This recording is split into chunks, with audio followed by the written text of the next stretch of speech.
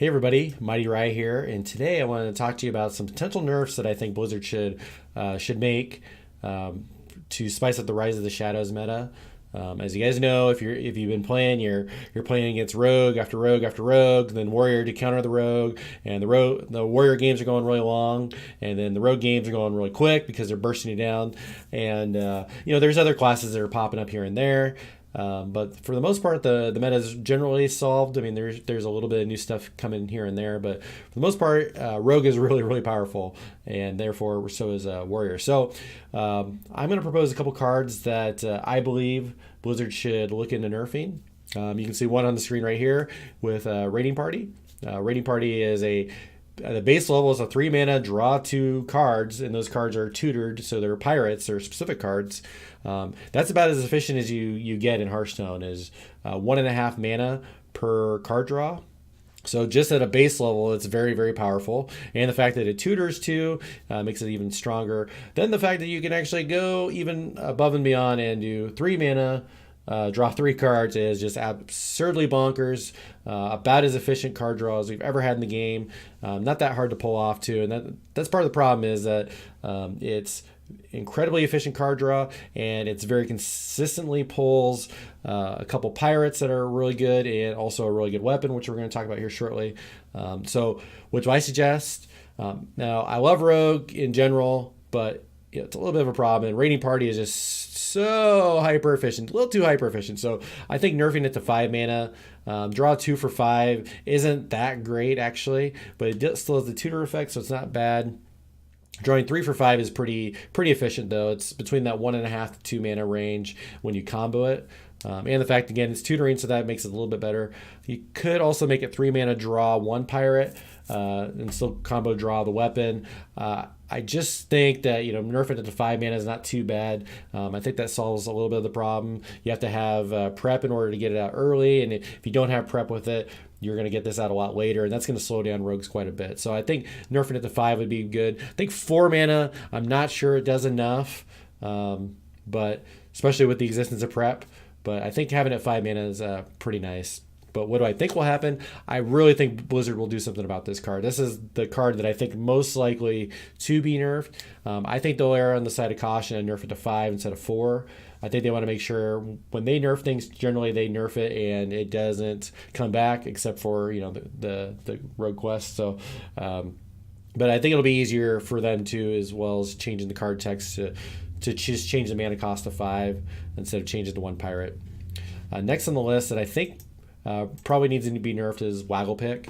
Now, Blizzard nerfs Raiding Party to 5. I think that does quite a bit to knock Rogue down a peg or two. The fact that you wouldn't be able to maybe pull this off until turn 5, and then you'd have to kind of go back a turn to play Waggle Pick on curve.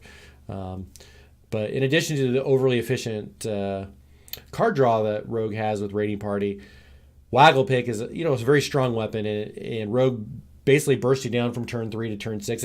Rogue will do nothing on 1 and 2 and still kill you by turn 6 because they have so much burst. Now, 4/2 weapon, that's a true silver champion. Hasn't been necessarily OP in the past, but I think it's very strong in this list just because of the excess of burst that Rogue has and the shadow step effect that this comes with. But also, it's very interesting because of the interaction with Dread Corsair, where when you play this and you get Dread Corsair for free, and then the fact that, again, Raiding Party, probably the root cause of the issue, draws all those at once consistently. So again, maybe nerfing Raiding Party makes it less to where you need to make a nerf to this, but in a vacuum, I do think Waggle Pick is pretty strong. Just with the fact that it has that shadow step effect and it has so much burst on there, and it's commonly being paired with Life Drinker, Leroy, SI Agent, Evil Miscreant, as well as a Captain Greenskin, just to provide tons more value and tons more burst. So I still think they have to nerf Raiding Party, but I think if they did nerf this, I'd like to see it be a 4 mana 3/2 weapon, which I know sounds a little odd because generally 3/2 weapons tend to be 3 mana.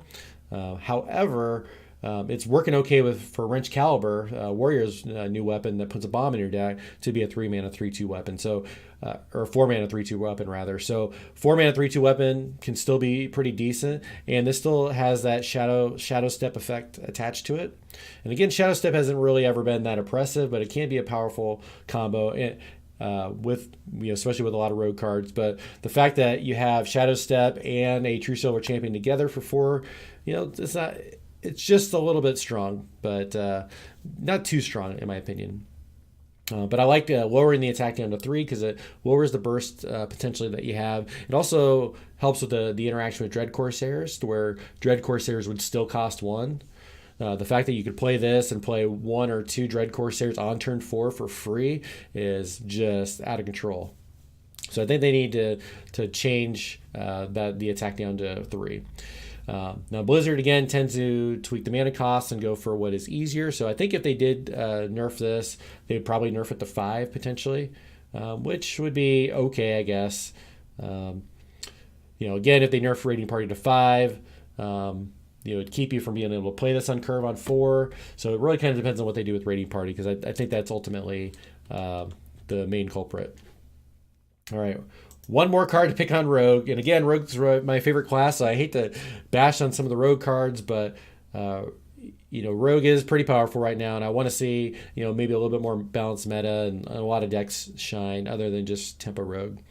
So Preparation provides just an insane amount of value. It's a cost 0, gives a 3 mana for a spell, all in one blink of an eye. It's often been mentioned in the community as a card that it's like, when is this going to the Hall of Fame, or when is this getting nerfed?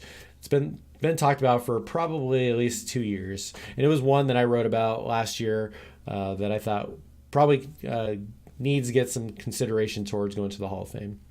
So again, me personally, what do I think they should do? I prefer they nerf Raiding Party. Maybe potentially put Preparation in the Hall of Fame when they do that rotation. But fixing Raiding Party and maybe even Wacko Pick, I think does enough for, at least for right now, to cure the Rogue problem. If I were to suggest a solution, I'd say maybe make it 0 mana. Your next spell costs 2 less instead of 3. Kind of like, really the old Innervate was 0 cost, gain 2 mana, use it for anything.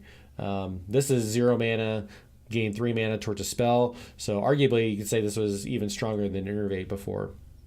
What I think Blizzard will do is probably nothing. If they do anything to Preparation, it would be give it the Innervate treatment, which would mean make it cost 1 mana instead of 0. I don't think they would Hall of Fame it in the middle of the year as well, because they tend to do their Hall of Fame rotating at the beginning of the year. So if anything, they nerf it and then they put in the Hall of Fame and possibly revert it back to what it used to be. Next card on the list that I think really needs consideration for a nerf is Mountain Giant.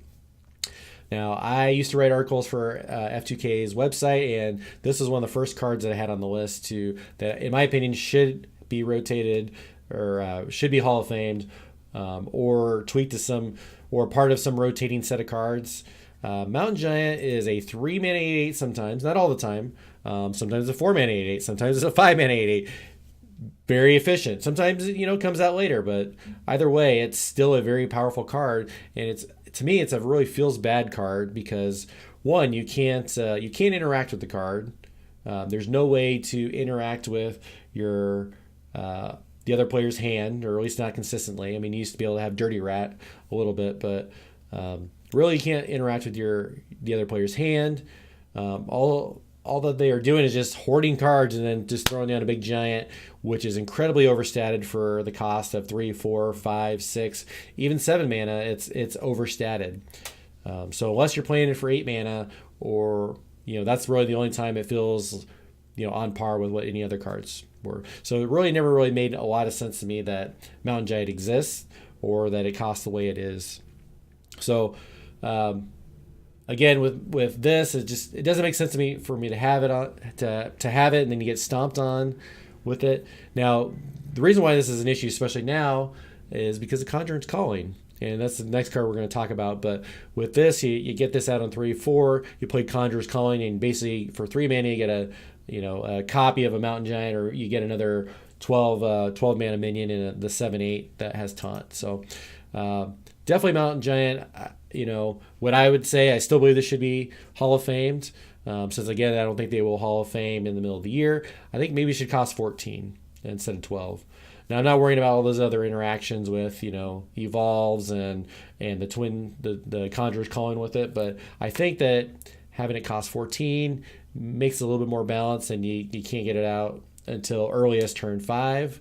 And even then, I think I haven't figured out with all the card interaction, but I think it'd be harder to get out on turn 5 as well because you have to play a card at some point in those first couple turns. So it delays at least 2 turns, and that makes you a little bit more susceptible for aggro to beat you down, and that's a good thing so that we have some checks and balances for Mountain Giant. I really do feel like they need to do something about Mountain Giant. I believe this is more of the problem than Conjurer's Calling, that this card exists, but I really doubt they will do anything about Mountain Giant. If they do anything, they will probably do something to the next card, which is Conjurer's Calling. I would think, though, that for Mountain Giant, they should have probably Hall of Famed it by now if they were going to do something about it, but we will see. So Conjurer's Calling is one of the new cards from the most recent set. Very strong when paired with a early high-cost minion, such as Mountain Giant.